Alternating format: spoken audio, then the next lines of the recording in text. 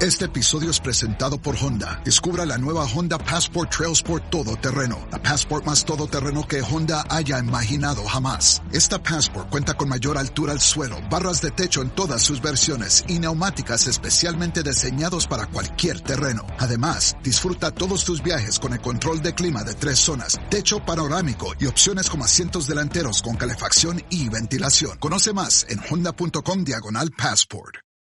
Faraday presenta Ojos con Alergia y Picazón contra el jardinero. Y el ganador es Faraday Extra Fuerte. Para aliviar la picazón de los ojos por alergia, actúa más rápido y supera a Claritin y Flonase aún a las 24 horas. Faraday, adelante.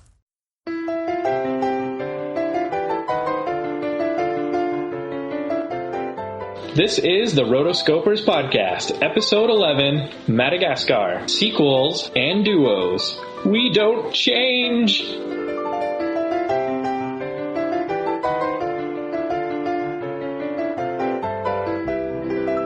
Welcome to the Rotoscopers podcast, a podcast for animation addicts, Disney, DreamWorks, Pixar, Don Bluth, and everything in between. I'm your host, Morgan Burt, and I'm here with my lovely co-hosts, Chelsea Robeson.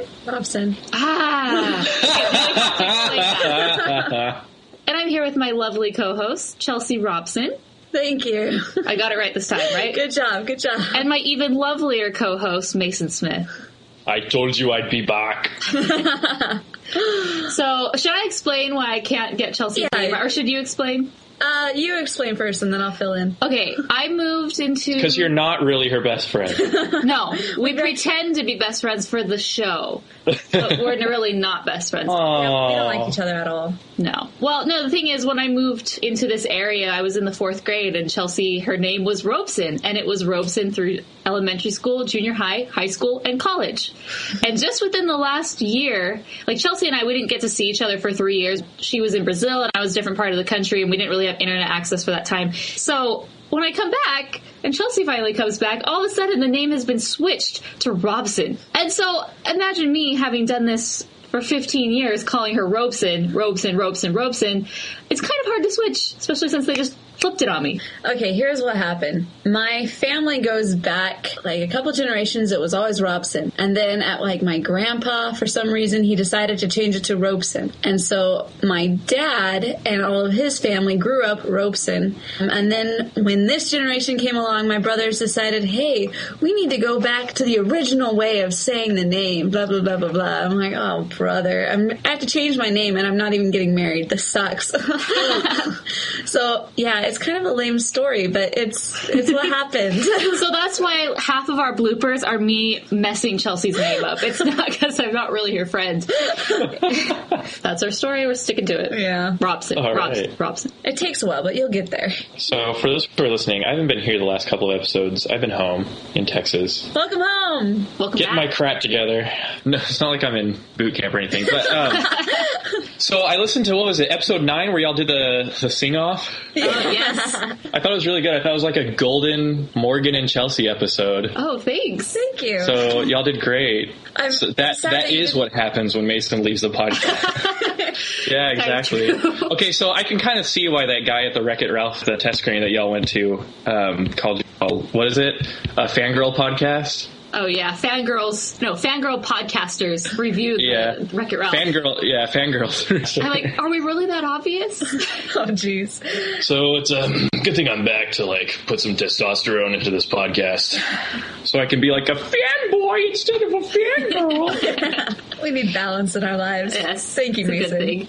What have you been up to? What have you been watching in animation, or how's your animated life been? Oh, man. This animated life has been insane.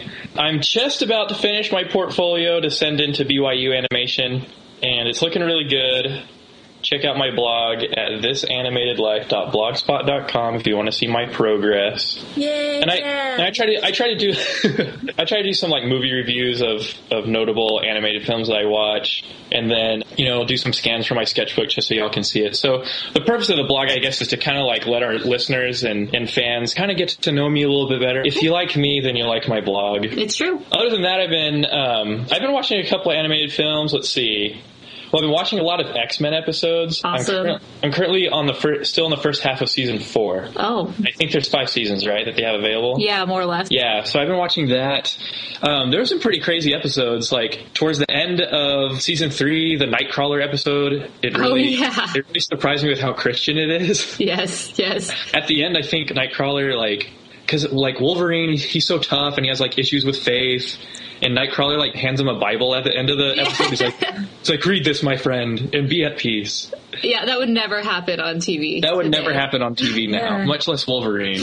Well, not necessarily, because the Avengers, you have Captain America. Oh yeah, he's strong. He stands for good, strong Christian American values. Exactly. So, if you're wanting to go back to... But he's not wielding a Bible. It's true. It's true.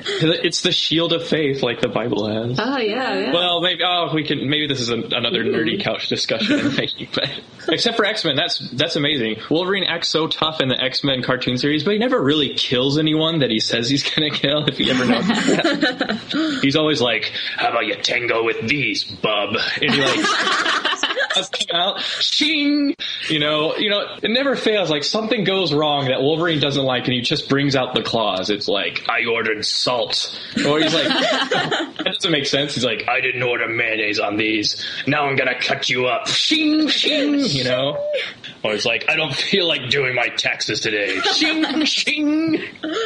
The PC gave us computing power at home. The internet connected us. And mobile let us do it pretty much anywhere. Now generative AI lets us communicate with technology in our own language using our own senses. But figuring it all out when you're living through it is a totally different story. Welcome to Leading the Shift, a new podcast from Microsoft Azure. I'm your host, Susan Ettlinger. In each episode, leaders will share what they're learning to help you navigate all this change with confidence. Please join us. Listen and subscribe wherever you get your podcasts. That's awesome. It's awesome. I love Wolverine. You spelled my name wrong, bub. Shing, shing. Pretty awesome. Yeah, so those are just the movies I've been watching. I'll probably put some reviews on the quirky moments of X-Men on my blog. It depends on how far I get finishing up my portfolio this week. But yeah, it's been fun. I've just been here in Texas full-time working on 3D projects and sketchbook projects. And all I'm going to say is I better get in that dang program. Seriously. Here's a little push for Mason. He deserves it. All hope lies on you. Oh no. You're the hope in the animated world. Yeah. Well, I wish the ring had never come to me, Gandalf. Well, I went old school this week with Marissa. About every night, she likes to put in a movie of just whichever movie she wants. Let's see. We watched Mighty Ducks 2, and that was a good one. We also watched Lion King 1.5. I've never seen that. It's all right. It wasn't fantastic, but it'll go into really well with our nerdy couch discussion today. Perfect. And then classically, I watched Pebble and the Penguin. Predecessor to all current that Penguin is classic. films. I know, right? That's like vintage Penguin movie. It's hipster Penguin movie. They did Penguin. Don Bluth did Penguins before all these other guys did Penguins. True. I was going to say hipster, but I didn't know we were allowed to say that word on the podcast. Oh, no, it's not a banned word. I think it's okay. Okay. Morgan wants to be one secretly. What? No, far from it. But yeah, that was my week. We watched quite a bit of movies at my house. Awesome. Wow, we all watched very diverse things. This week, I watched the first 6 episodes of The Last Airbender, The Legend of Korra. It's like a mini-series from the Avatar, The Last Airbender series that was on Nickelodeon. So this series is on Nickelodeon, and it's been 4 years since the last series, so there's all this anticipation. If you don't know what the Avatar series is, the last series followed the Avatar, who can control all the elements of fire, water, wind, and earth. And he's the only person in the world who can control all 4. And everyone else, they can control none or 1. Anyway, so the Avatar is reincarnated every time that he or she dies. So the last series followed the Avatar Aang, and this series is 70 years in the future and follows the new Avatar Korra. And she is way awesome. She's a beast. I love her. I'm loving this series way more than the last series just because he was 10, 11, and she's a little older, maybe late teens. And so it's a little bit more mature. There's a lot of political themes that really kind of, I'm sure, would go over little kids' heads. The animation is beautiful. It's kind of It's American animation, but it's based on elements of Japanese animation. But it's not so crazy, you know, where their heads get really big randomly and then their mouth gets huge and then just their eyes bug out. I mean, it stays pretty true to, like, model, I guess. But yeah, so the first series is on Netflix, and this series is on Nickelodeon Saturday mornings at 11. And so I am loving it. So even if you haven't seen the last series, I would recommend watching this one because it's really good. Awesome. Well, Morgan, you also had a bit of a story that happened this week. Oh, yes. So I'm getting married this week. Hey! And by the time this releases, I'll already be married. And so Chelsea, she planned my bachelorette party, and it was clean bachelorette party, like, no nonsense. And so what we did is we went to sushi, and then afterwards we went to Don Bluth Front Row Theater. Whoever said sushi was clean? Well, I love sushi. There's no strippers at a sushi place. Oh. There's strips of freshwater eel. Oh, brother. Okay. Touche. Yeah, he's got that one. Anyways, so yeah, we got to go to the play, and it was called Star Spangled Girl, and it was really good. And I just thought it was the best thing I could ever do for a bachelorette party ever because, you know, big fan of Don Bluth. I love the theater. It's great. And then, you know, they're all going at the very end during the ovation, and they're taking their bows or whatever. And there's only 3 characters in the whole play. So it was a really small, intimate production, and the lead walks off stage. You know how they usually walk off, they come back on, and he comes back on with like a thing of flowers, and I'm like, oh, that's nice, someone gave him flowers, and he turns around, and he's like, what does he say? He's like, this bouquet of flowers and this picture right here, this is for Morgan Burt, who decided to spend her bachelorette party with us tonight at Don Bluth Front Row Theater. Yeah.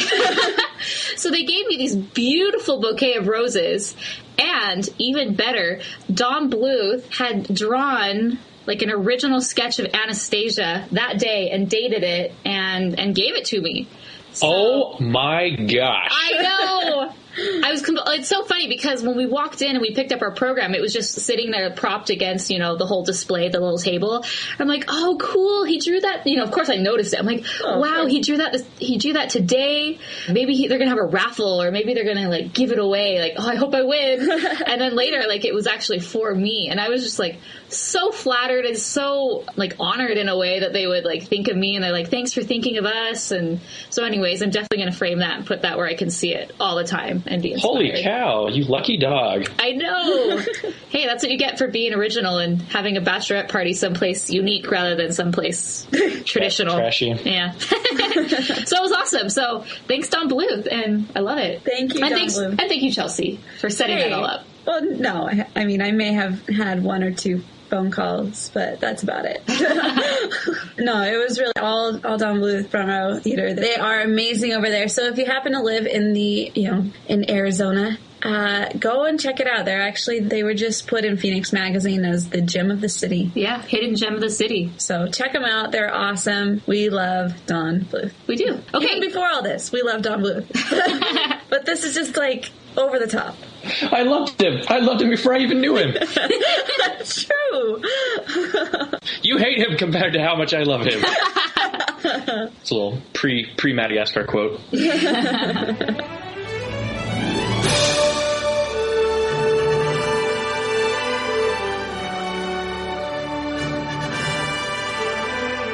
All right. So, this week's news. Speaking of Don Bluth, our first bit of news comes from him. So, the Dragon's Lair comics, which is a comic book series based on the Dragon's Lair Laserdisc game from the 80s, and the comic was also from the 80s, it has been re-released as an app, and the first 6 issues are available in the App Store on Apple iTunes. So that's pretty exciting. So the first one's free, so you might as well just go get the app just so you could read the first one. Like, the artwork is beautiful. It's done by Don Bluth himself. So this really isn't, like, new news. It's just, hey, I'm re-releasing my old stuff. It's not so great to read on an iPod or iPhone. To me, it was still hard to read when I expanded it to full screen, but maybe on an iPad it'll be better. So yeah, that's kind of exciting for him. But the more important part about this, in the interviews he did for this app, he said that he hopes to see a Dragon's Lair film hit theaters by 2013. Wow. Oh, that's next year. Well, that's my thing. I'm like, wow, you're still here in Arizona. I don't believe there's a studio here in Arizona. Yeah. So either you're secretly working on this already and doing your play, full time, or he just has really high hopes for it to be released in 2013, which is 2 years away, which I think is crazy. If it was going to happen, I would love it if it would happen. But, the other interview, okay, I guess is where it puts more light on it. He said Gary Goldman is working on getting it funded or getting it greenlit. So it seems to be further along than it has been in the past, because I remember reading, Dragon's Lair film back in 2004. But I think it's on the brink of actually happening this time around. So woohoo! Maybe we'll see that 2013. My guess, maybe 14. Yeah, I bet the 13 was just kind of something to tell the fans. Yeah. Or maybe there was something that came up. Who knows? Yeah, totally. So the next bit of news, actually, it kind of goes along with the graphic novel, but I thought it related a lot to Mason. Ryan Woodward from BYU Animation, he released an interactive graphic novel. Mason, did you read it? Yeah, I saw the preview for it, and yeah, when you say interactive graphic novel, I mean, that's just it. It's totally different from those motion comics that we discussed a couple episodes ago, like The Astonishing X-Men. But this, I saw the trailer for it. It's really cool. Like, it's kind of got a baseball story, but it's more than that. It's like really intense. It's got a lot of drama. And Ryan Woodward really knows how to put that into his animations, especially animations of people. Yeah. It's like super expressive, the way he does it. And it definitely has that Ryan Woodward style, not just like the choice of line and the way his characters move, but the colors, and the atmosphere. And so I guess this is going to come out like on the App Store. Is that the plan that they have for it? Yeah, I don't think it's out yet, but it's being released, yeah. Yeah. It definitely isn't a paper comic, because you can't really do that on paper. Yeah, definitely not, unless we were in Hogwarts. So yeah, it sounds really cool. I emailed Ryan Woodward a couple months ago when we first started this podcast, and I was like, can we interview you sometime? And he was like, I'd love to, but I'm like really busy working on stuff right now. And I'm like, I ignoramously thought, wow, how busy could he be? But I guess he's always working on projects and stuff. So he must have been working on something like this. Professors have lives too. Financial ones. I guess they do. I haven't taken a class with Ryan Woodward yet, but I've seen a lot of his stuff, and I've been exposed to his work, I guess, a lot being at BYU. He's if you're at BYU Animation, you don't know who Ryan Woodward is, and I'm not at BYU Animation. Then you're not at BYU Animation. I'm pretty stoked to see it. I wish Ryan Woodward would do like cartoons, like have his own cartoon show. That'd be pretty awesome. I'm sure he'd love that too. Go put a bug in his ear. What I really liked about this is, I don't know, I just liked, looking at the trailer and seeing how, the panels were all there like a traditional comic book, but they were all kind of moving. Or I'm not quite sure how it works. Maybe you click one panel and then that one starts to animate, and then you click the next panel and that one animates, or if they just animate all at the same time. Mason, were there words to this and like dialogue still? No, I think it was spoken dialogue, so it didn't have speech bubbles. Yeah, so it's pretty cool. It's like it's almost a cartoon. It's in between forget motion comic, that's completely different. I think it's in between a traditional comic and a cartoon kind of blended. So I'm really excited for it. It'll be interesting. And I just thought that was a nice little plug for Mason, because he's talked about him before. So he's in the news. Okay, our third bit of news is the trailer for Arjun the Warrior Prince was released. It'd kind of been released before, but this is the first trailer since Disney bought UTV. UTV is an Indian production company that Disney bought last year. And so pretty much, this whole film was, Disney really didn't have that much to do by producing it. None of the animators in LA did much on it or did anything on it. But Disney is just producing and kind of distributing it solely in India. And what I thought was kind of interesting about this is, one, it's one of our top read articles on the website. So a lot of people are wanting to watch this and read about this. And then it's also a cel-shaded 3D animation. So what it is they do 3D animation, and then they put like texturing and colors over it that look 2D. So it's 3D, but then they make it flat with the colors. Right. Yeah, one of the most famous examples of cel shading is when they did, what was the first Zelda that came out on GameCube? I was going to say that. Wind Waker, that's right. Sorry, I wanted to say it first. Well, and the thing about Wind Waker, okay, so I watched Arjun the Warrior Prince trailer, and I didn't like it. It just felt really unnatural. Like I was expecting, 2D animation's very smooth, typically. I just didn't like it. I felt that the Wind Waker's animation, even though it was a video game, was smoother and more natural looking and felt cooler than this. And that's actually kind of sad, because typically video game animation is like a lesser form of animation because they just have so much to do. Yeah. But I don't know. I didn't like it. This was not my favorite thing. Well, personally, you don't see a lot of like high profile animated films coming out of India. I'm not sure if the term is exactly Bollywood, but at least from India, Bollywood. An Indian release animated film. The story looks really cool, and I'm sure that the folks in India really appreciate, this kind of... I guess Arjun is kind of a legend from over there. Uh-huh. Kind of like our Davy Crockett. Maybe not exactly. Well, I kind of thought it was more like Moses. Like, it had a Prince of Egypt feel to me. It did. It did kind of have that, like, some of that stuff, like the chariots and, like, out in the desert. It kind of had, like, this, like, Ben-Hur kind of Lawrence of like, Four Feathers kind of look. But, yeah, the cell shading was distracting, and the animation did make it look like a video game. But, that's all about getting the best team of animators out there. Yeah, exactly. This looks pretty solid. It's just not the best team of animators out there just because, what they can afford, but...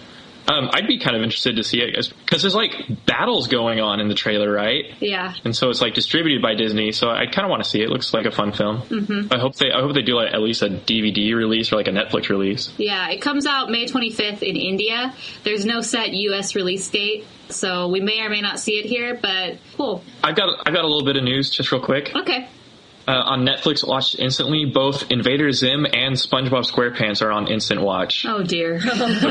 So check it out. I only have seasons 1 and 2 of SpongeBob on DVD because after the movie, I stopped liking SpongeBob because the episodes just went totally downhill in a different direction. But I've always wanted to watch Invader Zim, so I'm kind of excited that it's on Netflix. So just a heads up to all our people with Netflix out there. Mason wants you to watch it. Yeah. Mason says, watch it. Move it. I like to move it, move it. I like to move it, move it. Well, today we're going to be doing a nerdy couch discussion. Woo! All right, get on your couch. Go nerds. Okay, I got this beanbag chair. You stole my chair. Oh. You get the couch. You can share with Mason. Okay. I'm Well, in Texas. you're ruining the illusion. Figuratively. Stop it.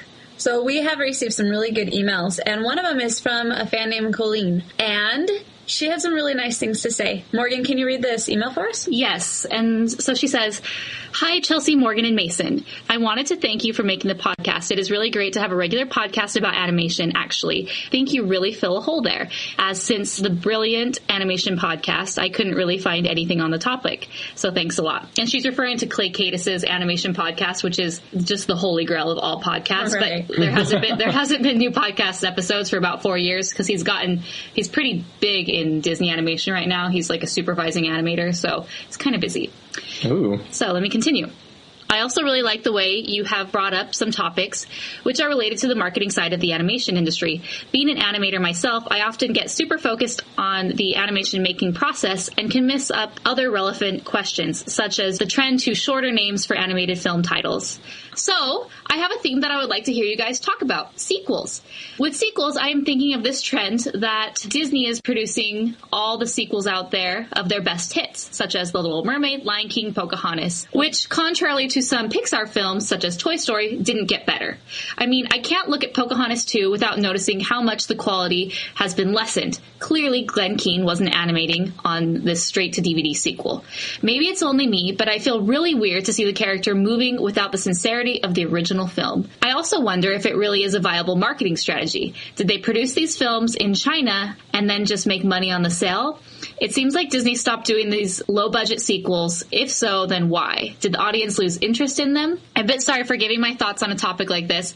I guess the reason being the sequels were mostly for marketing. But I was thinking you might have some other ideas on the topic. Okay, perfect. This is a perfect segue into what we want to talk about. So the main points that she mentioned were, did they make this just for marketing, just to solely gain more money? How do you feel about the sequels in general?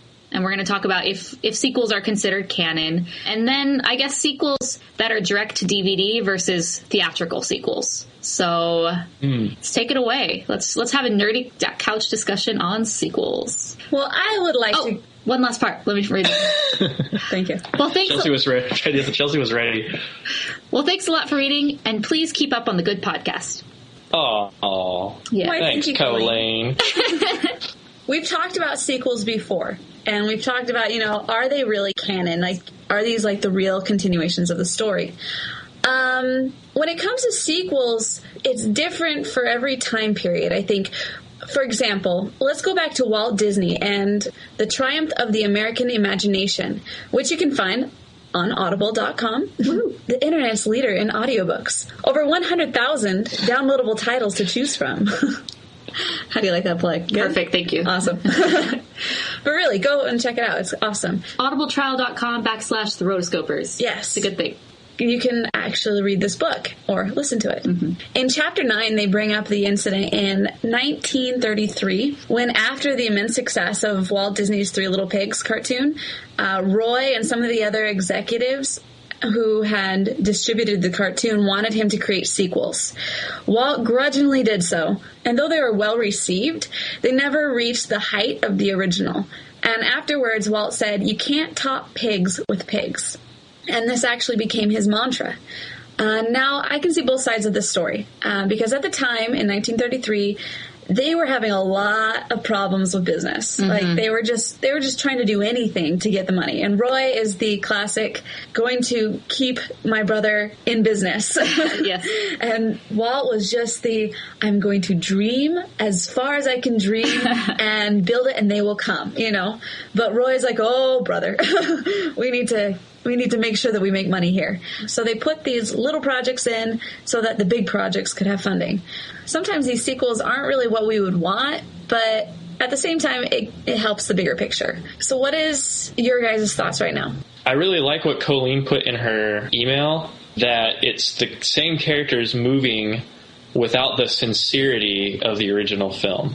So unless you have the sincerity and the seriousness of putting in the effort to put in a new story, but not just a new story that's the same thing, but a good story. Just because it's a new story doesn't mean it's a good story. And have some originality, I think that's what makes a good sequel. I think it's an eternal principle with film, just in general or with story. Unless your purpose with the sequel is to specifically milk the last remaining drops of money from the diehard fans, that will always go to this franchise or that will always go see the movies in the series. You just can't win. And I don't think there's anything dignifying in putting out the same thing over and over. I would think that animation, is one of those industries with character. Animators and directors try to preserve the magic of animation. And I think it loses that quality. And you lose your dignity as a studio if you keep putting out the same dang thing over and over. I don't know if that sounds too strong. No, it's fine. But it's kind of an abuse of the magic of animation. Yeah, I think going along with this, the poster child of sequels gone wrong are the Land Before Time series. Mm. Oh. Yeah, seriously, that's what you think of, and you're like, oh, sequels, yikes. There's too many, they just get lost in the mix. They become unimportant and irrelevant. You might as well have just made a TV series out of it, so that way you don't get ridiculed for having 14 sequels that are just laughable. And there's my point. Do you think that when you mention Land Before Time, can you think of anyone in your life who really takes those films seriously? I did up until the third one. Okay, well, that's the third one. There's 27 now. I know. But that's what I'm saying. As a child, I went into it. I loved Land Before Time. It was awesome. And I thought, oh, they made another one. I can't wait to see it. Oh, I can't wait to see how this story continues. And I just went into it having all these great hopes. And then I watched it and I'm like, well, that was less than awesome. So, right. Yeah, it's oh, man. No, I think there is a big lure with sequels is to, like you said, Mason, to tap into that fan base and to, you already have instant fans who love the movies, who buy the merchandise, and will buy more. I think we talked about Swan Princess 2 episodes ago, and the first one is great. I love it, but he made the money back from, the first one, which was actually a flop, box office-wise. He was able to make some money back by doing sequels 2 and 3 of Swan Princess, which helped him fund future projects. So I've tried to watch those, and I don't find really anything in them. It's kind of a means to an end. Mm-hmm. I need money. We need this to fund our future thing. This is easy. We know it's going to make X amount of dollars. It's going to cost us this amount. Let's do it. Yeah, at that point, it is the sequels to the Three Little Pigs. You know, they were well received, but at the same time, it was like, they weren't that great. And we don't remember them 80 years later. No. Even if you looked it up, I don't think you could actually find them. You could find it. Well, the great internet, remember? It's true. But this takes us to another question. There are some good sequels. And there are some that it's like you continue on and they have that great story. Like Mason said, I love a good story. And if they put everything into the story, even if they don't put everything into the animation of it, you still get something out of it. And you're still able to appreciate it for what it is, being a good story. But let's go back to the very first sequels that Disney started putting out straight to DVD. Ah, I know where you're going with this. Yeah, so our question was, are sequels canon? Let's go back to Aladdin.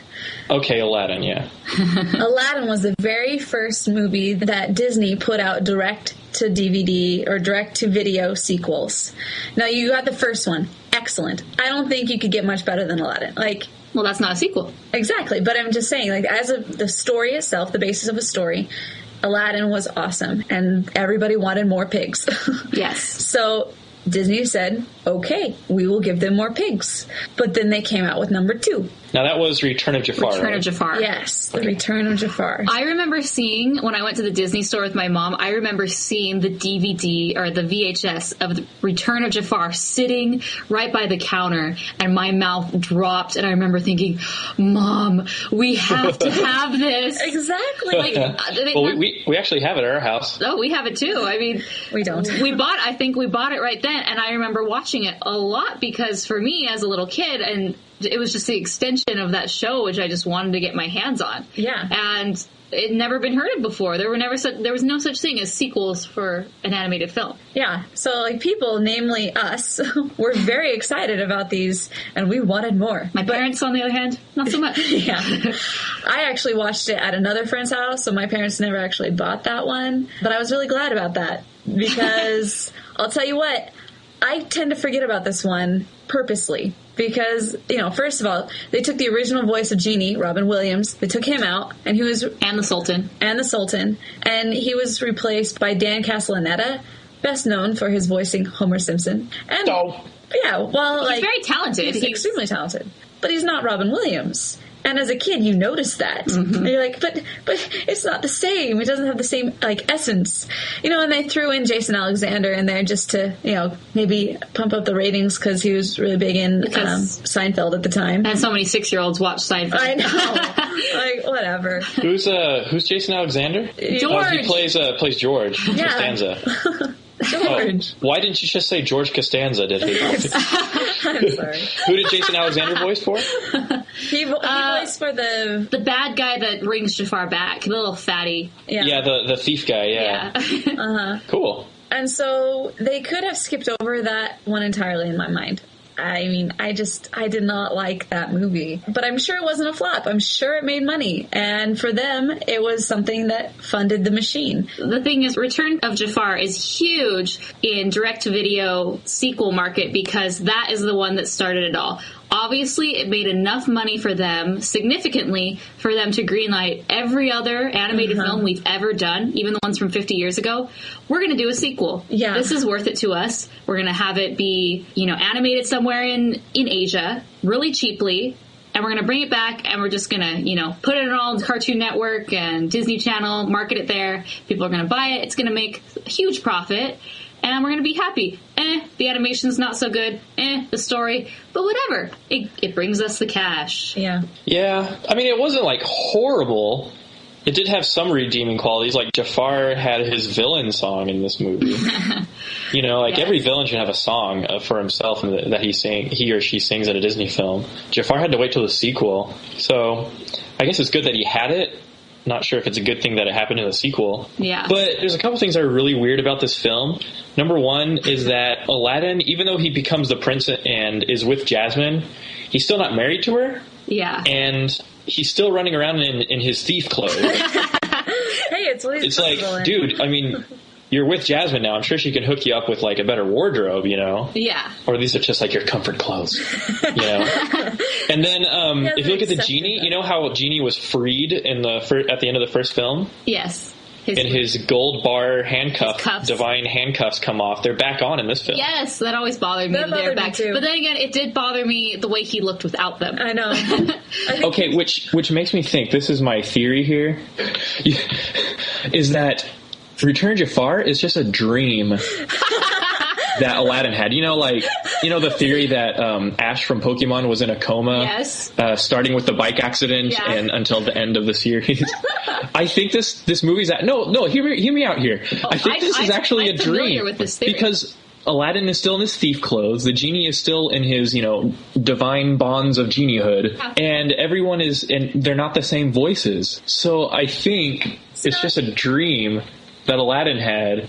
And that number 3, the King and Aladdin and the King of Thieves, is a direct sequel. Because in that sequel, he finally gets down to business with marrying Jasmine. Right. But in this one, there's even like a doubt there that Aladdin can provide for Jasmine. I think I remember something about Return of Jafar, like the Sultan had kind of this relationship issue with Aladdin or Jasmine, something like that in the second film. I didn't bother to rewatch it. Yeah, I haven't seen it since I first watched it, but yeah, the more I think about it, the more plausible it sounds. Yeah, if they would have prefaced it with that, I think I would have accepted it more, because at the moment, I just don't accept that one as being real at all.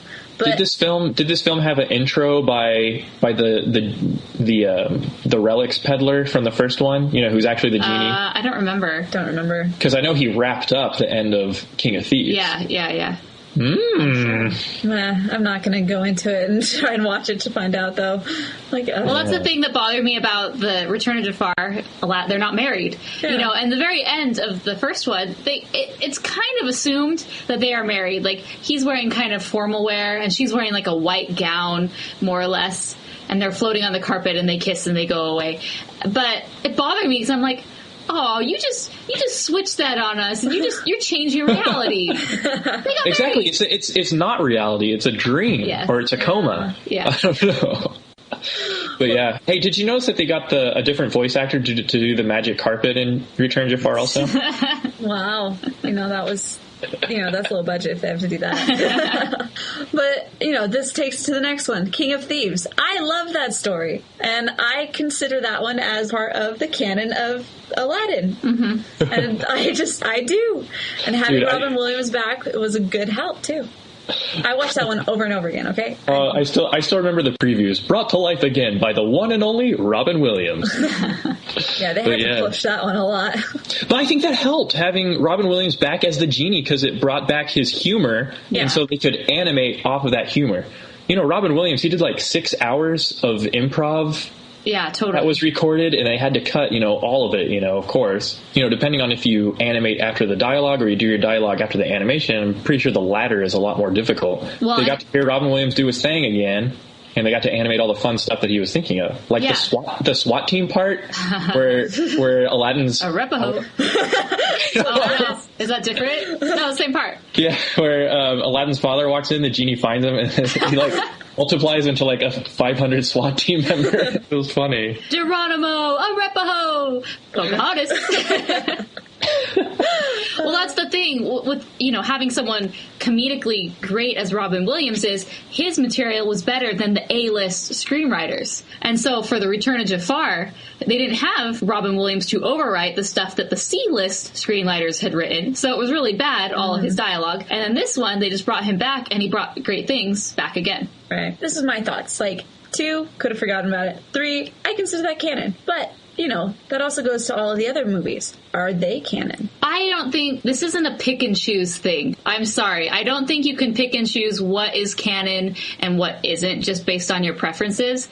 I think there's layers of canon in series. Obviously, the first one is canon. Yeah. Direct to theaters, theatrical release, also canon. No questions asked. Mm-hmm. Direct to video, a lesser form of canon to the point where it can be forgotten about, but I think it's still considered canon. But maybe that's just me. Yeah, if your character is not featured on Disney's House of Mouse, I don't think it's considered in the canon. Interesting theory. That is an interesting theory. I don't know about the whole layers of canon. I think if you just cut out all the sequels, because some of them are good. Rescuers Down Under, isn't McLeach considered a major Disney villain? Yeah, but that was theatrical. Mm-hmm.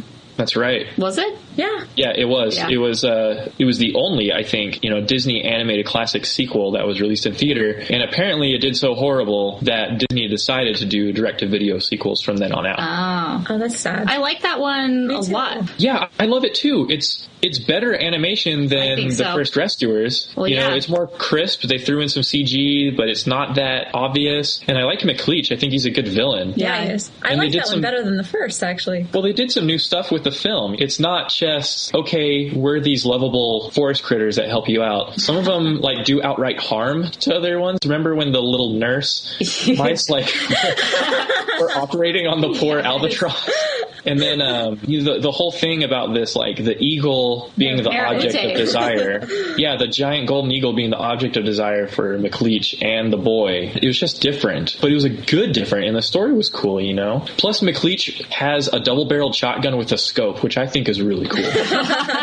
He must have had the choke cranked up real high on that baby. Yeah. So what do you think are good sequels? Well, I was looking through. Okay, I've seen quite a few Disney sequels. I saw Pocahontas 2. I saw Return of Jafar and Prince of Thieves. And going over my list of sequels that I did like, they're all theatrical releases. And they're all non-Disney Pixar. I love Madagascar 2. I thought they did a great job expanding the stories of all the main characters, and they did some new stuff, and the animation looks a lot better. Yes. I love all the Wallace and Gromit series. The first one where they go to the moon and it's made of cheese is really basic, but the ones after that are really good. Yeah, Aardman does a really good job. And I thought Kung Fu Panda 2, for a little lack of a story and a little lack of cohesiveness as the first one, it didn't have as much heart as the first one, I thought the animation and the colors were beautiful. And I thought the character design was really cool. So I liked it. But that's my short list. That's 3 films. Yeah.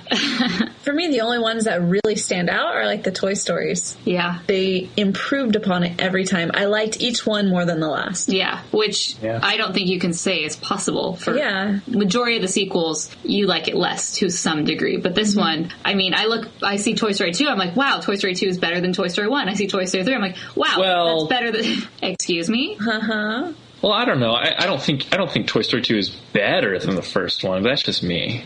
But they are great. They're not horrible sequels. That's the point. They're good. We like them. Yeah, I think even with direct theatrical sequels, there's a trend I see a lot in DreamWorks that they go way too far with this, where they bring it into 2, 3, 4 sequels. If you look at the Shrek series, there's 4 Shreks and Puss in Boots, which is a kind of a spin-off series. And it's just... Don't forget the Halloween special Scared Shrekless. Oh, gosh. And the Shrek Holiday special. Yes, exactly.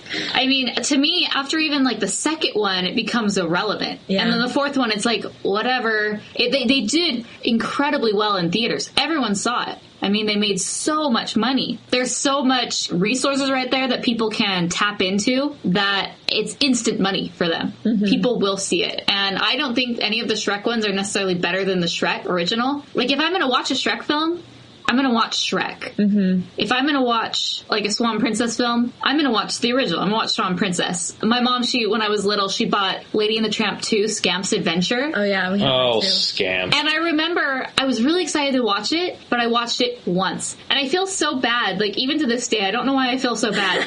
My mom bought this movie, I watched it once, and I never watched it again. It was just kind of throwaway. If I'm going to watch a Lady and the Tramp film, I'm going to watch the original. Yeah. I think it goes to the replay value. Does it have replay value? Is that a good story? Yeah, there's very few that I feel like I'm going to watch this film because it's awesome. So let me get this straight. There's actually a sequel to Swan Princess? There's two of them. Oh! Yeah. Were they any good? They've got a rap session. Oh, that's right. I remember that. So just replay that rap in your mind, and that's all you need to know about how good they are.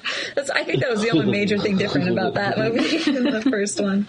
Something interesting. Sequels, they're rehashing, beating pigs with pigs. They're doing the same thing. If you look at Little Mermaid 3, which is kind of a prequel, Return to the Sea. There's a third one. Oh, yeah. Well, no, not Return to the Sea. Little Mermaid, Ariel's Adventure, or whatever it's called. The character essentially is Ursula's friend or henchman. Stepsister. Yeah, the plot is the exact same. This octopus lady is wanting to take over the kingdom. She wants the trident, and yada, yada, yada. It's so laughable about how similar it is. It's just Ariel as a little girl and the exact same villain with the exact same motivation. Like, it's embarrassing in a way. You would have thought with the animated cartoon series that they put out that they were like done with all that, with all the crazy schemes to take over the kingdom, Triton's Trident. Yeah. Flotsam and Jetsam. See, now, I actually liked those as a kid. I liked the different cartoons that they put out, but I had that mentality of this is the cartoon. You don't really have those same expectations as you would with a theatrical release. Like, you just expect it to be kind of less the cartoon. Okay. Yeah. So I think Disney sequels are the most fascinating here. I think y'all would agree. Just the whole psychology of it, the marketing. So what Disney animated classics had they not made sequels for? Black Cauldron. Snow White is one of them, right? Yeah, Snow White. Sleeping Sleeping Beauty. Thank goodness. Oh, don't touch that. Please don't. Sleeping Beauty. Aristocats, right? Yeah, they didn't do Aristocats. Robin Hood. Oh, good. I hope they never do. Yeah, I like No, them. did they make a sequel? No. No, they didn't. There's They even didn't. a sequel for Atlantis. Didn't And even do I saw that the- well. I did. I saw that the one went to previews for it and I was theaters. gonna barf. Like, the animation is terrible. Like, it's flash animation, basically. Oh, jeez. Home on Well, the I just- Range. Home on the Range, that's right. I just know there's some Disney marketing person, like, listening to our podcast, like, oh, that's right, we didn't do another Oh, sequel. let's open that one up. Go. Greenlit. I gotta make a phone call. But actually, recently, I think Disney has stopped making sequels within the past few years since Bob Iger's taken over. One of the last ones they did was either Little Mermaid 3 or Cinderella 3. I remember Little Mermaid 3, and they made it sound so epic when they released it. Yeah. They make them all sound extremely epic. Because I remember, Morgan, I remember writing you about that when I was in Argentina. Oh, really? Yeah. Because I saw a poster for it. I was like, oh, boy. Those poor people.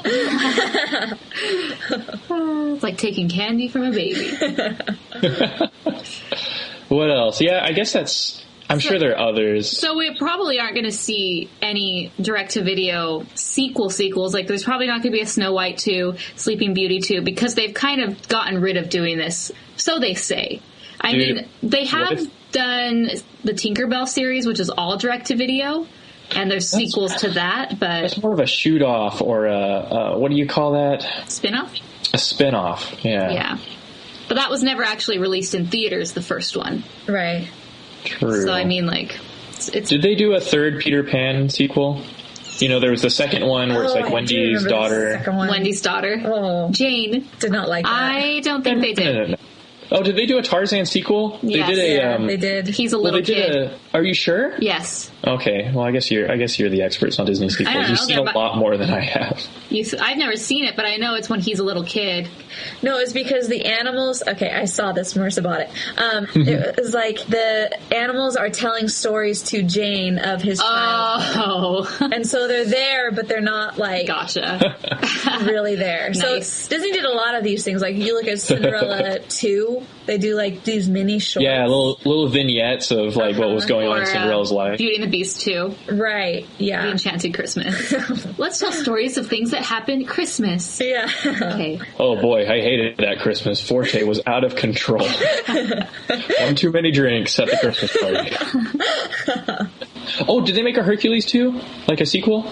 No. No, they had the cartoon. Yeah, cartoon series. They had the cartoon, and then they had a couple sequels for Emperor's New Groove and a cartoon series. Yes.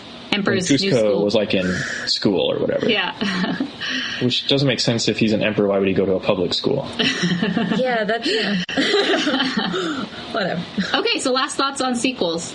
Okay, you don't want it to become characters moving around without the sincerity of the original film. And it has to do with your animation team, and it has to do with your story. And it has to do with you just wanting to milk the fan base and not have any, like, decency in your series here. Yeah.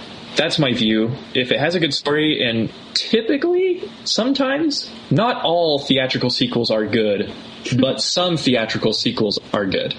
It goes back to the story. Yeah, and a lot of direct-to-video isn't. I don't know.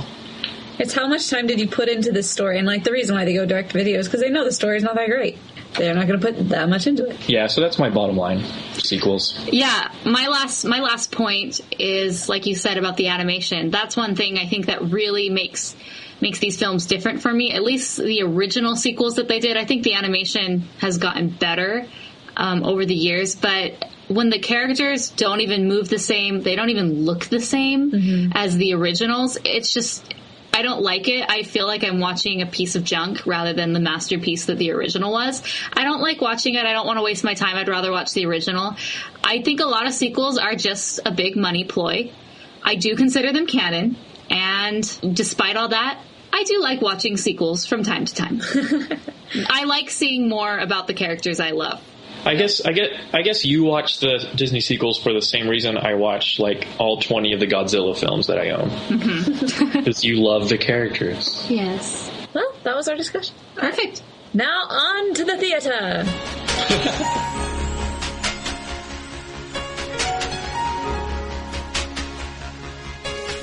All right, folks, well, we're going to go right into our main discussion here. The movie we are discussing today is Madagascar by DreamWorks. And just a little note, you're going to notice that Morgan's not here in this part. Oh.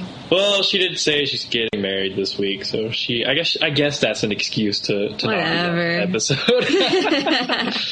So it's just me and Chelsea. She's going to be my wing woman during this part of the episode. Oh, thank you. Thank you very much. Yes, I am Maverick. You are Iceman. So Ice woman. There we go.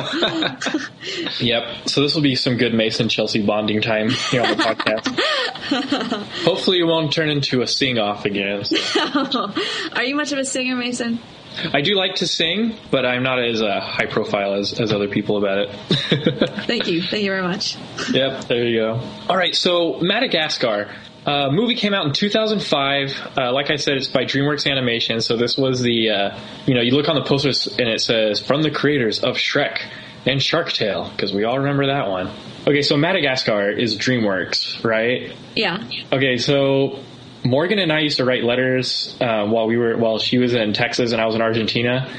And so we had this 2-year Disney quote off by mail. And one time, a Disney movie quote off, it was great. And we decided to do a Pixar part where we would just do Pixar movies. And I was having a hard time thinking up quotes. And so my roommate, I looked at him and I was like, hey, do you know any Pixar quotes, quotes from Pixar movies? And he's like, what, from Madagascar? I was like, oh, no. Oh, dude, come on. I got all mad at him.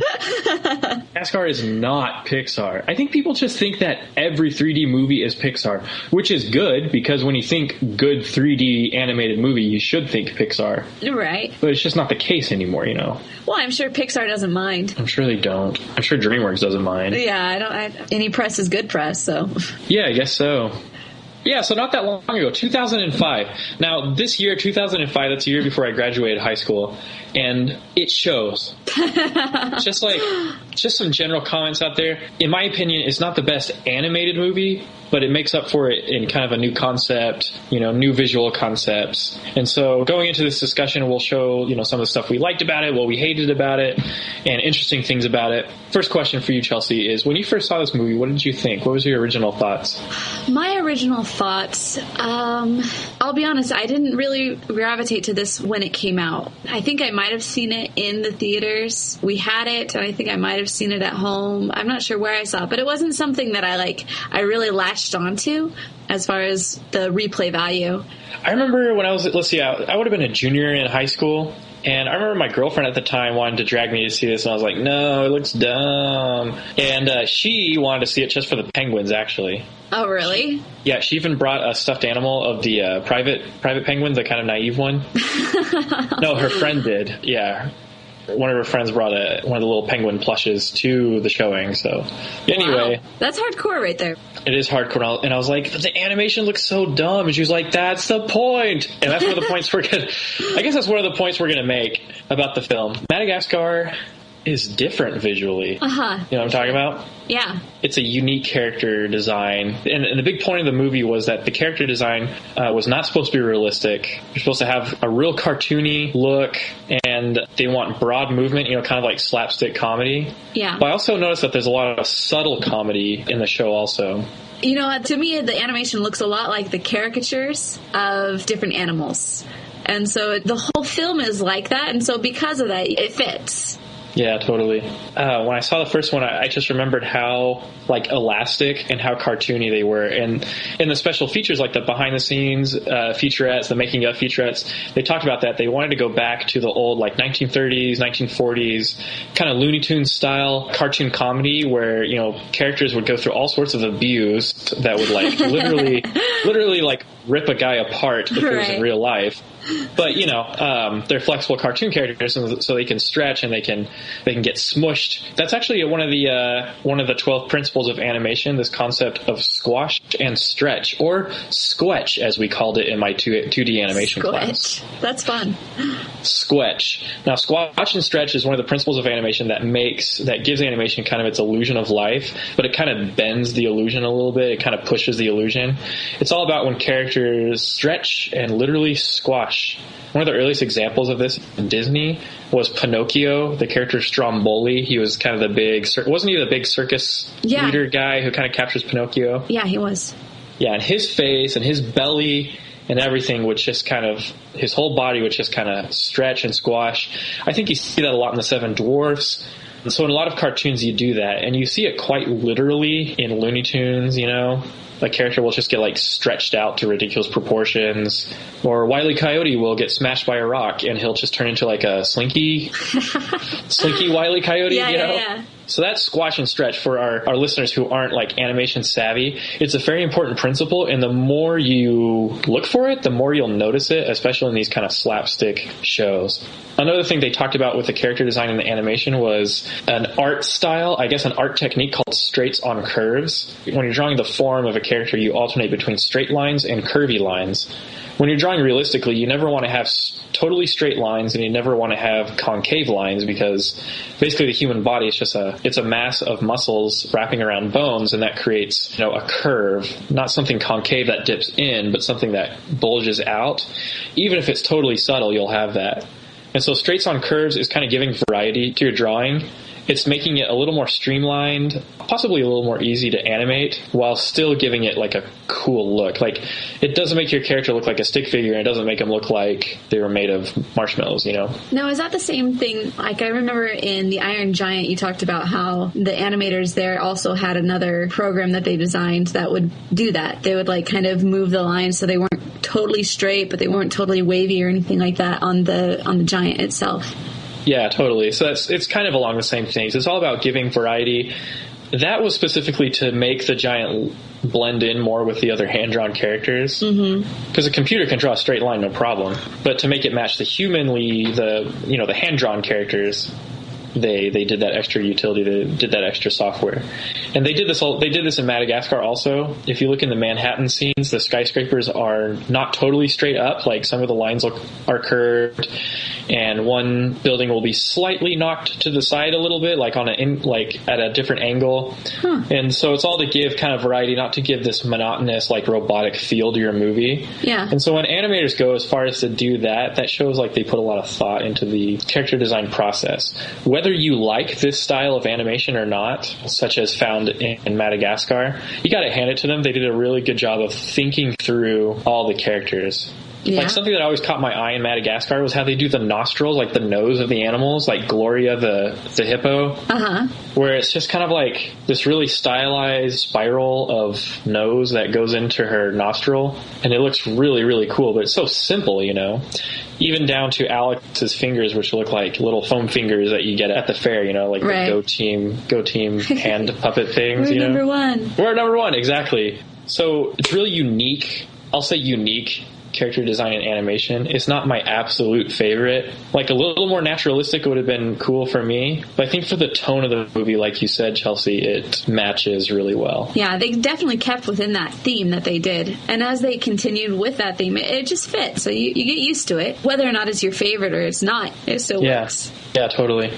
And so that was the reason I didn't want to go into Madagascar, because I knew that the character design would be so wacky, but it's also what makes this film so unique. What was the Disney like mock version of this? The Wild, right?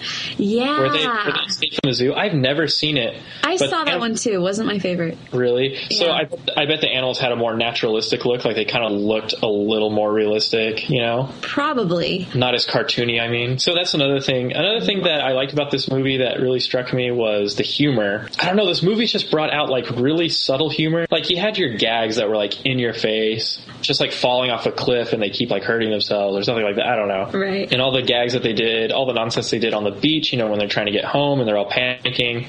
Like that's really over the top. But like some of the movements and some of the jokes are like really funny, but they're really subtle. Yeah. Well, you look at the voice characters for each one of these, and most of them are all comedians. And so I'm sure, kind of like in Aladdin, how they had Robin Williams and he just does a whole bunch of improv. I'm sure that they had a lot of improv with all those guys too. I'm sure that they, looking off of what the writers have already put in, they can ham it up just a little bit more. So yeah, totally. I'm sure that they had a fun time doing it. I think that's a good principle that you mentioned there, Chelsea, that the choice of voice actors, and I really hope we get to do a nerdy couch discussion on voice acting, because I think we kind of established this with the Genie in our sequels discussion, that the actor that or voice actor that you choose will have his own style, and that'll affect the outcome of your movie, like totally, because they'll just say stuff that's so funny that because I mean, you look on Internet Movie Database on the trivia and stuff, and you learn all the time that it was like, this line that this character said was actually ad-libbed, and the director decided to keep it in the film, you know? Well, it's the same with animation. They'll probably get extra scenes animated based on like the improv stuff that you do, you know? Oh, yeah. Most all of the movies that we've talked about have had at least one line or two that were improv. The voice actors on here they're all live action stars, and so coming here, they already have a little bit of a repertoire of just doing funny offbeat things. So it's cool to see them going back and forth. But yeah, I'm really excited to do a nerdy couch discussion next time. Yeah, totally. When they're in the subway and like Melman comes out of the restroom, he's like, dude, I found these cool fountains, and look, free mints. And one of them's like, well, I don't know if you know what this is, but urinals, you know, for men, they have those little fresheners. Okay, you know what that is. I know. So I just like that their reaction was like, okay, cool, it's a mint. Like the movie didn't try to be like, hey, look, in your face, he's got one of those urinal things. You know, it's just like, okay, you figure out what just happened and then you can laugh, you know? Yeah. I mean, there's all kinds of stuff. And there's like cool humor too. Like it's not just the gags, like there's a lot of allusions to other films and like other stuff in this movie. Which ones did you catch on to? Well, of course, when Alex is chasing Marty down in the second half of the film, you know, Alex is kind of going crazy. Oh, by the way, spoilers alert. Yeah. Oops. I hope that people realize, like, coming into these podcasts, that it's all going to be spoilers, especially if they're a movie that's already been out long enough, like 7 years now. So it's like, I hope you've already seen this, but if not, you'll be fine. Yeah, totally. Okay, good point. There's the National Geographic theme song that plays when Alex is chasing Marty down. Oh, really? Oh, you know, that's funny. It's kind of a slow motion shot. Yeah. So that's National Geographic. And then there's the part where the lemurs are in the airplane, which is the same airplane, the broken down airplane, which is the same airplane that Amelia Earhart flew and, you know, disappeared in. Oh, so that was really? a cool connection. Yeah. So they're inside and they're like, someone mentions the Fusa, you know, those predatory like varmints that try to kill all the lemurs. Anyway, they're all like freaking out and they're all screaming. And then this lemur holds up a book that says "To Cook Lemur," and he says, "It's a cookbook! A cookbook!" That's on the Twilight Zone. Yeah. There's an episode where it's like "To cook humans," and then there's a Treehouse of Horror on The Simpsons where they made fun of that. Right, I was thinking about aliens are like, I've it's seen to that cook on The Simpsons. Yeah, to cook for humans. No, it says to cook 40 humans. And there's another one. So I so funny. I always laugh when he says it. It's a cookbook. It's a cookbook. Yeah, and there's another one. There's a part where Alex tries to light. He makes a wicker Statue of Liberty. Yeah. Lights it on fire, and something goes wrong, and it ends up burning and like sinking in the sand. And Alex just like drops to his knees, and he's like, "No, darn you! darn you all to heck. Yeah. That's Charlton Heston. That's his line on the original Planet of the Apes from 1968. At the very end of the film, he thinks that he's on a different planet. Yeah. All it was he was on Earth, and it's just in the future. He goes to the beach, he finds the Statue of Liberty buried in the beach, and he's like, darn you all to heck. There's a part where Alex is dreaming about steaks raining on him, and that's from American Beauty. I haven't seen that movie, but that's what it's from. And so I like Madagascar because it's got like humor for everyone. The kids will like it because it's got the quirky characters and the gags, but it's got like some intelligence to it too. As much as I hate to admit it, because this isn't my favorite animated movie, it's got humor for everyone. Yeah. You know, I went in and I looked at the soundtrack for the whole film, and I was really impressed with how well the music arranger did with finding all these different songs that were very cohesive. They just melded really well, and they created a really good feeling as you went through the film. They got really cool rhythms. Some of them are like islandy type music, but then you also have other songs that you're going to recognize, like the theme from Hawaii Five-0. Mm-hmm. And then like Chariots of Fire. That's another illusion as they're like running toward each other. Oh, you know. Oh yeah.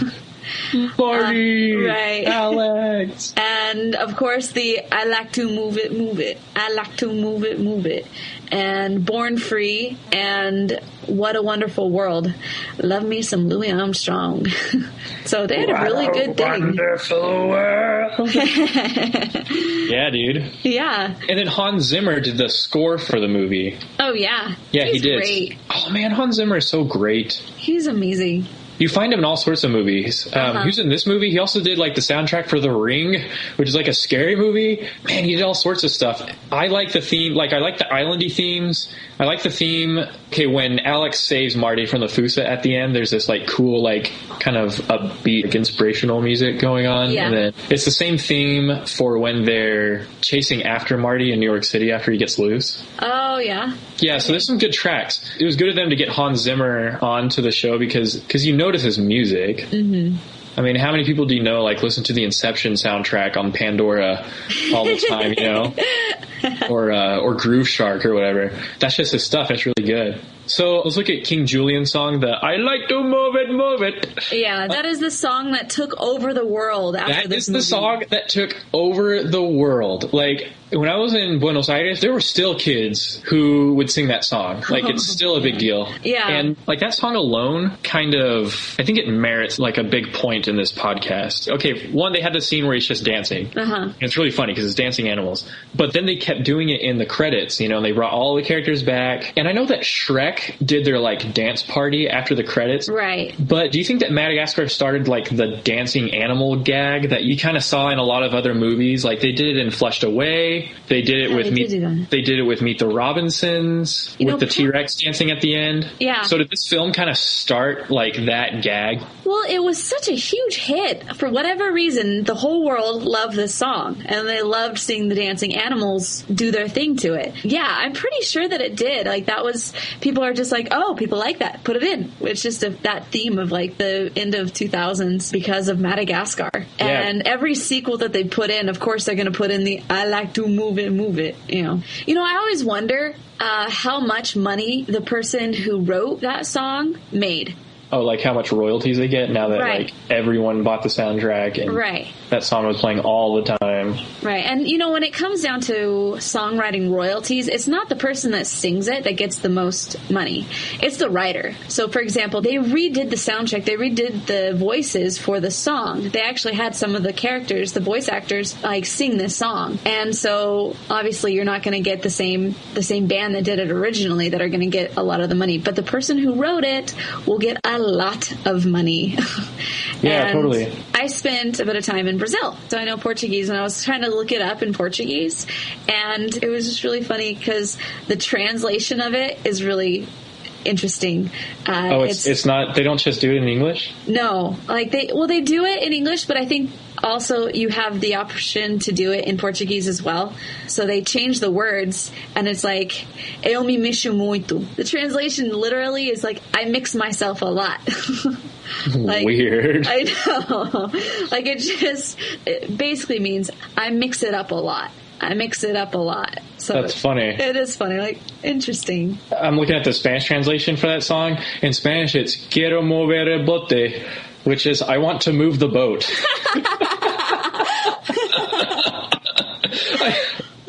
It's funny, man. And actually, in the Spanish version, okay, so in the English version, King Julian says, you got to move it nice and sweet and sassy. In Spanish, instead of sassy, he says sexy, which I think is what the original song said. Yeah. But maybe they cleaned it up for the English version. They gave it alternate lyrics. But in Spanish, they just go ahead and say sexy instead of sassy. Yeah, they don't really care, Latin America. Guess not. They do tend to clean it up a little bit more in English. At least what they put in movies, definitely. Right. Kids, this is geared toward children. So, it depends on who you're gearing it to. But it's not totally for children. Like, there's some parts that are kind of like, ooh, like the Chariots of Fire part. Right. Where they're like, Marty, Alex, and he gets all mad. Alex realizes he's mad on the beach, and he turns back. But when he turns back in slow motion, he goes, "Oh, sugar honey iced tea." So you take the first letters of sugar honey iced tea. You get it's an acronym. So I was watching it, and I was like, well, why did he just say sugar honey iced tea? But not until I went on the IMDb page I figured out why he said it. And I was like, whoa, was that on the script, or did Chris Rock just ad-lib that or whatever? I don't know. That's pretty crazy. If it were an ad-lib, I would be pretty impressed with Chris Rock. I know, right? Any other scenes that you want to discuss? Any scenes that stood out to you? I like some of the quotes for this. When Ben Stiller, he's doing the voice of Alex, the lion. And he's the lion is just so into himself. It's hilarious. As everyone's leaving the park, he's like, hey, check out my website, 24-hour Alex Cam. Watch me sleep. I know. That's a funny part. There's some good lines. Marty's like, see you later, folks. Don't forget to tip your cab. And always remember to not neuter or spay your pets. Yeah. I like it. Oh, yeah. There is one part where I really liked. Right when Alex, goes nuts, he's, kind of in and out of consciousness because he's been drugged up. And you see a reporter, and she's like, last night's dramatic incident at Central Grand Station was an example of what animal rights wackos have been shouting for years. The animals clearly don't belong in captivity. Now they're being sent back to their natural habitat, where they will live their lives in the freedom that they so clearly desire. I like how she just flat out said animal rights wackos. I know. It was that's awesome. There's some good scenes in this movie. I like when they find themselves on the ship in the boxes, and it just starts out with Alex in this little box, and there's just black all around him. And as he finds out where his friends are, they start showing up and stuff. Yeah, that was really cool. It kind of reminded me of a comic book / the Brady Bunch. Brady Bunch. I know, right? That makes sense. There's a really funny scene, though, that I saw. There's a part when the lemurs are hiding in the bushes. King Julian is talking to his advisor, voiced by Cedric the Entertainer. And there's all these other lemurs, but you can only see their eyes. So in that scene, those are literally eyeballs floating. Oh, really? That's what the animators put in.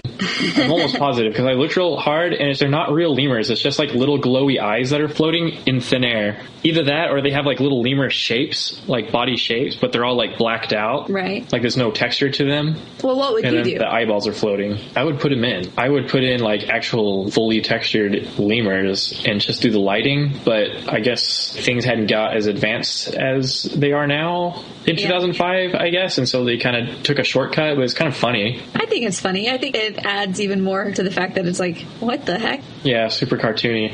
Okay, so let's get into the characters of this film, because I think that's another thing that makes Madagascar so great is that the characters. I mentioned King Julian. I think he's the real star of the show. I think so too. He was funny. He's a comedian in Borat and Bruno and the dictator guy. That's all part of his stand-up. Oh, yeah. They did a really good pairing between him and Cedric the Entertainer's part. Those two lemurs were really fun together. Yeah, I like him because King Julian, he's so into himself and he kind of just does whatever he wants. Uh-huh. And then Cedric the Entertainer, who's Maurice, that's his name. He does kind of his antithesis. He's kind of well, maybe we shouldn't do that, or I kind of have my doubts. Uh-huh. You know what's funny? If you look through animation and even just characters throughout history, you look at duos. Most of the time, there's one tall, skinny one and one short, kind of fat one. There you go. Like Horace and Jasper. Yes, Horace and Jasper. There's a whole bunch of them. And one time when Morgan was up at college, I went and visited her one time and she was taking a history of animation class. Yeah. And I just like sat in on one of them and the teacher was so funny. And he just went through and he like did a whole bunch of these different comparisons between these types of characters. And he's like, this happens all the time. We don't change. I'm like, it's true. That is the go-to duo. Like they always have one tall, skinny, and one short, fat. It doesn't matter which one, but it's like one is always a little bit more thoughtful and more normal, and the other one's a lot more out there. Oh, for example, Chris Farley and David Spade. Oh, yeah, on Black Sheep. Yeah. And like R2-D2 and C-3PO, like they have different personalities. Exactly. We don't change. Oh, that's a really good point. I guess the point of the duo thing is to kind of have some banter, have some relationship between characters. Right. Yeah, duos are always fun. Man, that's cool. So we got the duo. We got King Julian and Maurice. I really love Julian. Surprise, freaks! And he's like, I don't know, like, there's just really funny stuff. And then you've got your main characters. The film kind of focuses mostly on Marty and Alex's relationship. Right. You know, there's kind of like, they're best friends, their team, and then once they figure out they're in the wild, and there's like a natural order of things, and it just so happens that Alex is supposed to eat Marty. There's kind of that tension, and then they kind of like, which I'm not sure why he always went for Marty. When Gloria is just as meaty. Yeah. Oh, well, I mean, Gloria probably has, her skin is probably a bit thicker, but I mean, you look at Melman the giraffe and he's just like, he's always sickly, and if I were the lion, I would definitely go for that one. I don't know, Melman doesn't have a lot of chunky meat on him though. True. Yeah. I like it when they all turn into steaks. That's something too. I've seen that gag a bunch of times as well. Oh, probably Looney Tunes, man. Yeah, when it's like everything turns into their favorite food. Yeah. And then, of course, the penguins. The famous Madagascar penguin. Yeah, they got really famous after this. They did. They have their own TV show. Yeah. I liked them because they were so like, okay, first of all, they're mischievous, and everyone loves mischievous little animals. Right. And two, like, the voices are really good, and just like the whole ensemble of all the penguins, like you have your like skipper who's like, he's like the guy in charge, you know? Yeah. Kowalski, his advisor, Rico, the psychotic one who never speaks. Rico was amazing in the Christmas Caper short that they had with the DVD with Madagascar. Oh, really? And then Private, who's a little naive guy. I don't know this code, Captain. But yeah, I love those penguins. For one, they're like really funny because their animation is really funny because they like move their head around and like look around like paranoid, you know? Yeah, kind of frantic almost, like kind of spazzy, you know? Spastic. And I like when they finally get to Antarctica and they're just kind of like sitting there looking around and like shivering and stuff. And they're kind of like, well, this sucks. Actually, I think on the TV version, they didn't even say, well, this sucks. Oh, really? It was like, well, this is awful, or let's go home, or something like that. They censored it. Oh. I was like, that's weird. That's a weird thing to censor. Whatever. I know. Oh, well. But yeah, I love those penguins. And then other than that, it's kind of a small cast. You get the monkeys, who were kind of there for comic relief, maybe? Yeah, they were interesting at the beginning. You, higher mammal, can you read? So there's the one that talks. You know, there's one who just does sign language. Uh-huh. And there's the one that talks and he's like super like intelligent. Uh-huh. Do you know what his name is? No. His official name. What was his official name? It's someone that you talk to a lot on the show. Morgan, really? No, it's not Morgan. The other person you talk to a lot on the show.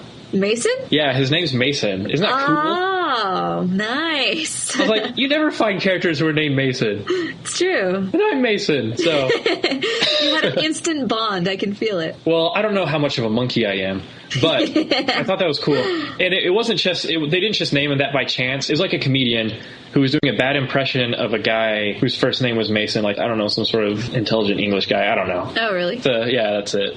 Just a little trivia there. That was good trivia. Thank you. Do you know who the voice of Mort is? The little annoying lemur who's like... You know? I didn't look the up. The little annoying lemur? That's Andy Richter. Oh, really? She's the guy in the Conan. Yeah. Conan O'Brien. Once again, yeah. Tall, short. I know! We don't change! That's not Joe! Yeah. Then he was on Elf also. He was one of the writers. Who was like, yeah, and his best idea is about a peach that lives on a farm. What's more vulnerable than a peach? I watched that 2 days ago. Awesome. Yeah, that's Andy Richter. Yeah. And I totally didn't even pick that up, that he was Mort, the little annoying lemur that no one liked. I love Andy Richter. He's awesome. So over our Twitter, at the Rotoscopers at Twitter, we sent out a question for everyone. And we asked, who is your favorite character in Madagascar and why? Yeah, Pixar tweeted and said they liked Chris Rock's zebra character. I forgot the name, but he does such a good job with his voices. So definitely, so that's Marty. And yeah, I thought Chris Rock was I like Chris Rock's voice. Yeah, he's got a good voice. He's just got a funny voice. I think it works well with Marty's character. So yeah, I totally agree. It's kind of quirky and just kind of different. He does have a good voice.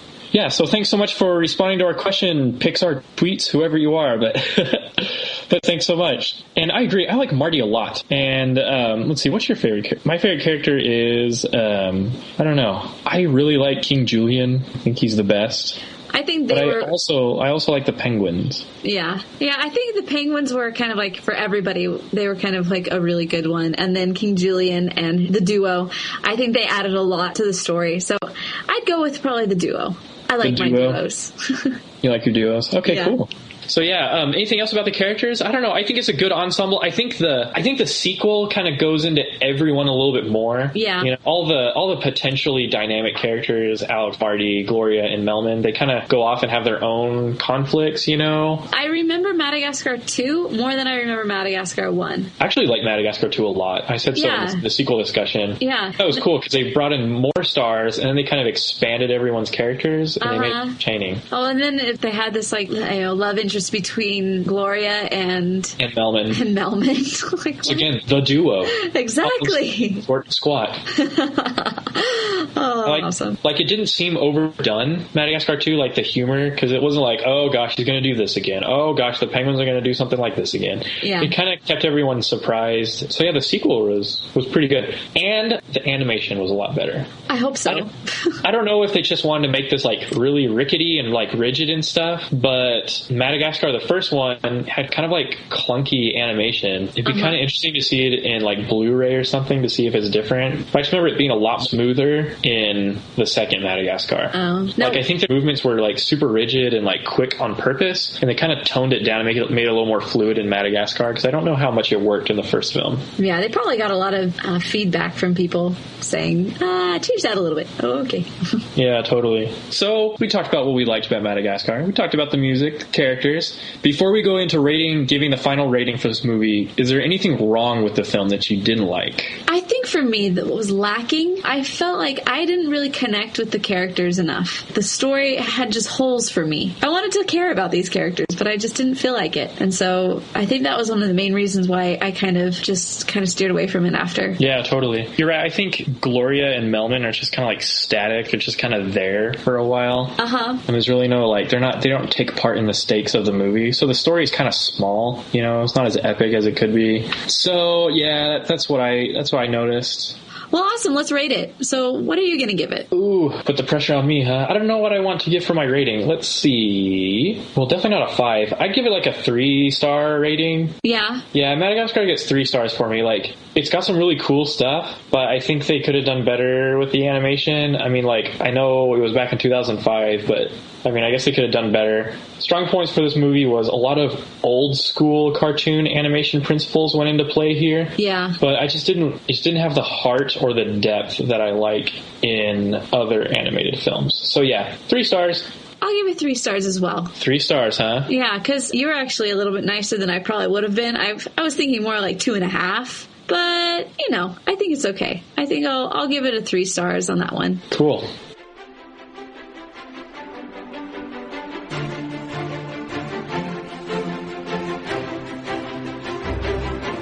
Well, thank you so much for tuning in with us this week. We had a good episode. We had our Nerdy Couch discussion on Madagascar. We are so excited because we have a contest going on. A challenge, if you will. Yes. So if you guys go to iTunes, and if you want to just subscribe through iTunes, it also helps a bit more exposure for the podcast. It helps so that more people can share in the fun.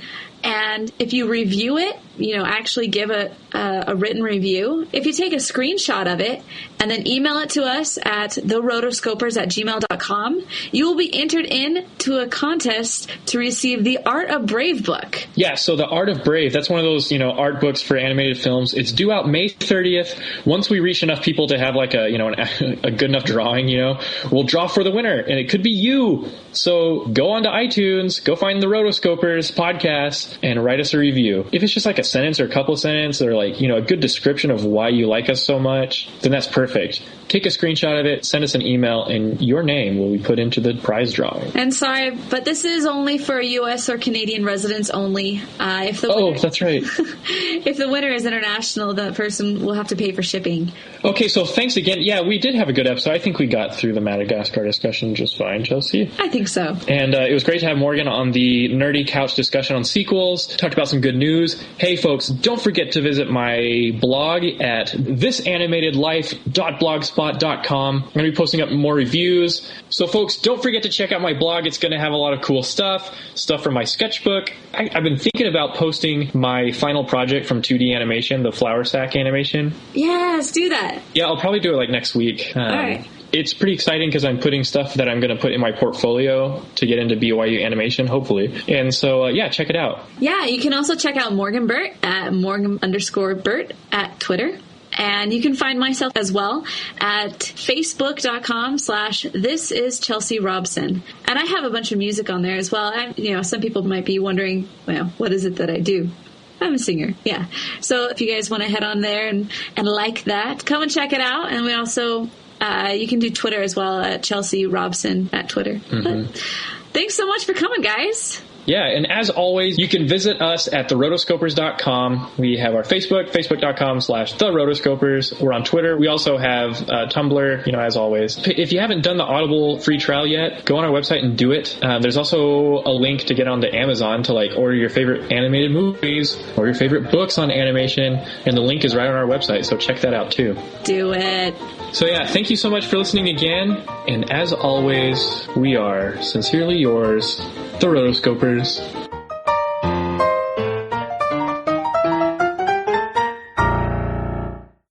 Maybe I should just wear a cardboard box over my head. Well, you could do that too. Get a tinfoil hat while you're at it. The aliens can't read our minds. Someone get on Google Voice. Siri, how do you pronounce this name? Don't put that in the... Maybe we'll have a Rotoscopers meetup. Oh, yay. Reunion. Maybe when you go to Disneyland, Chelsea and I will also go to Disneyland, and then we'll have a Rotoscopers meetup with some people. We should have a film crew who follows around.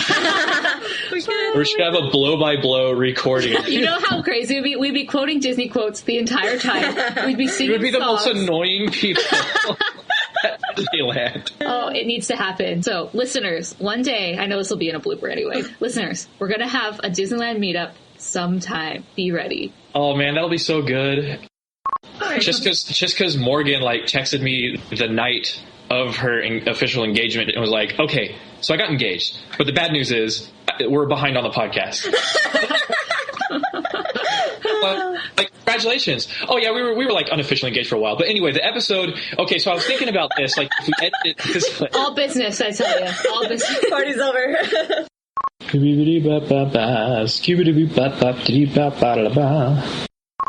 going to my room. I can't believe I'm being sent to my room and I'm going to go. Thank you, Mommy. Well, there's another one for the blooper reel. All girls all over the world. Original King Julian from the Caveman. I love all the girls that move their body. And when you move your body, you move it nice and sweet and sassy, all right? All right. You've got the woman in black, the man in the yellow hat, and Lady in Red is dancing with me. The epic trilogy of people wearing colored outfits. All right, see you later. Ciao. Okay, bye-bye.